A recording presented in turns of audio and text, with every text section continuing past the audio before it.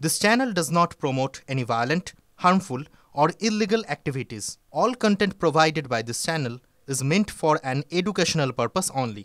Cancer Healer Center, a new beginning. চাকরি চুরি, ration চুরি, এমনকি বালি কয়লা আবাসের ঘর চুরি পর্যন্ত শুনেছেন। কিন্তু সার চুরি মানে কি? ফসল ফলে বলেই তো আমাদের মুখে খাদ্য ওঠে, আর সেই ফসল ফলানোর জন্য খাদ্য দরকার। সেই খাদ্য হলো সার। সেই সারে ভেজাল। প্রতিরক্ষা ও খাদ্য সুরক্ষাকে এক সূত্রে বেঁধেছিলেন ইতিহাসে উপেক্ষিত লাল বাহাদুর শাস্ত্রী। সবুজ বিপ্লবের স্বপ্ন যিনি দেখেছিলেন, তিনি কি দুঃস্বপ্নেও ভেবেছিলেন 2025-এ আরও একটি স্লোগানের প্রয়োজন হবে বাংলায়, জয় বেঈমান? এই সরকার যতদিন বিতাড়িত না হচ্ছে ততদিন আয়ের প্রত্যেক দিন সারা পশ্চিমবঙ্গের আনাচে কানাচে পাড়াতে এই ধরনের ভেজালের রমরমা ব্যবসা চলতে থাকবে। হরিশ্চন্দ্রপুর 2 নম্বর ব্লকের কৃষি দপ্তর 2টি গুদামকে সিল করে দিয়েছে। সেগুলিতে জাল সার মজুদ রয়েছে বলে অভিযোগ পাওয়া গিয়েছে। TV9 বাংলার প্রতিনিধি জানতে পেরেছেন, প্রমাণ লোপাট করতে 2টি গুদামের সার পুড়িয়ে ফেলা হয়েছে। শুধু তাই নয়, চাঁচল, শামসি, রতুয়া সহ বিভিন্ন জায়গায় চলছে জাল সারের চক্র। এই সার জলে মেশে না, ভাসে, আর সার ব্যবহার করে চাষি দেনায় ডোবে, কারণ ফলন হয় না। দোকানদার সব ডুপ্লিকেট সার দিচ্ছে, আর আমরা মূর্খ মানুষ, আমরা কিছুই জানছি না কোনটা ডুপ্লিকেট কোনটা অরিজিনাল। যেটা দিচ্ছে ওইটাই আমরা ব্যবহার করছি, আর ব্যবহার করার পর এইরকম।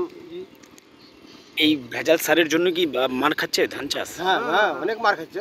ভেজাল সারের জন্য অনেকটা ক্ষতি। 4 কুইন্টালের জায়গায় 2 কুইন্টাল হবে ভেজাল সারের জন্য। যদি সরকার সাফি লেজার যেটা হয় ওটা যদি সরকার থেকে দিত, তাহলে দোকান থেকে তো আর গৃহস্থকে কিনতে হতো না। দেখুন, এটা পলিসি ম্যাটার্স, এগুলো তো আমাদের হায়ার অথরিটির উপর ডিপেন্ড করবে বা স্টেটসের উপর ডিপেন্ড করবে। এই ব্যাপারে আমি কোনো এবং আশা রাখছি আমাদের জেলার যে কৃষি আধিকারিক আছেন এবং কৃষি কর্মাধ্যক্ষ অবশ্যই ব্যাপারটাকে ওনারা দেখবে, এবং সর্বোপরি আমাদের জেলা শাসক আছেন, উনি ম্যাটারটা দেখবে।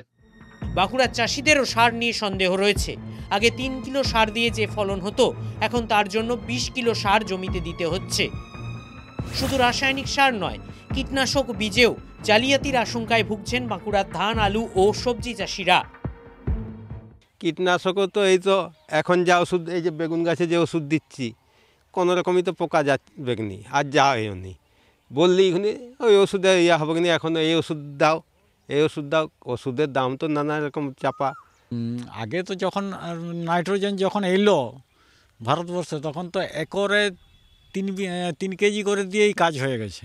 কিন্তু এখন বিঘায় 20 কেজি 25 কেজি ধান জমিতে দিয়েও তো সেটা হচ্ছে না, কাজ সেই ধরনের কাজ পাচ্ছি না। আরামবাগের আলু চাষিদের একই বিড়ম্বনা।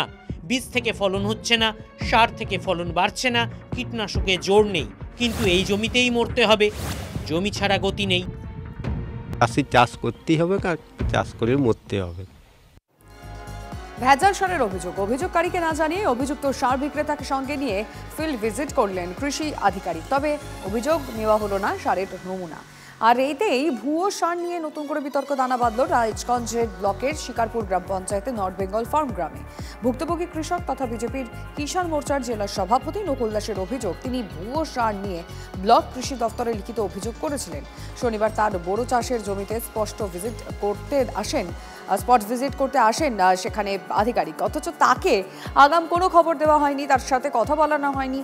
তার দাদাকে সঙ্গে করে নিয়ে ফিল্ড ভিজিট করেছেন আধিকারিক, তবে সারের কোনো নমুনা সংগ্রহ করা হয়নি বলে অভিযোগ। জেলা কৃষি আধিকারিক অবশ্য জানিয়েছেন তিনি নিয়ম মেনেই সবটা করেছেন। শাক দিয়ে মাছ ঢাকার অনেক চেষ্টা হয়, এই সরকারের জামানায় অনেক কিছু হয়, তাতে কতটা সঠিক তথ্য বেরিয়ে আসবে এখন দেখা যাক। এখনও বলছি ওনাদের উচিত ছিল আমার ঘরে যে সারটা রাখা আছে সেই সারটা নিয়ে যাওয়ার জন্য। না, আমাদের এখান থেকে কোনো স্যাম্পল নিয়ে যাওয়া নেই, শুধু ধানের ছবি উঠায় নিয়ে চলে গেছে। হ্যাঁ, এটাও বলছি আমরা, আমাদের থেকে যারা পরে ধান কাটছে তাদের ধানগুলো প্রচুর সবুজ হয়ে গেছে, আমাদেরগুলো এখনো লালই আছে। এই সারের স্যাম্পল তো আগে এগ্রিকালচার অফিস থেকে নিয়ে গেছে, আজকে আবার এগ্রিকালচার অফিস থেকে অফিসাররা আসছেন, এসে ওনারা দেখলেন, সার দেখলেন, দেখার পরে ওনারা বললেন যে এটা আপাতত বিক্রি বন্ধ রাখো। সেটা বন্ধ তো আগে রাখা হয়েছে। কৃষক তো খুব কষ্ট করে সার কেনে, তো এই সার যদি খারাপ হয় সেটা তো ঠিক না, সেটা ভালো হোক, সেটা আমরাও চাই।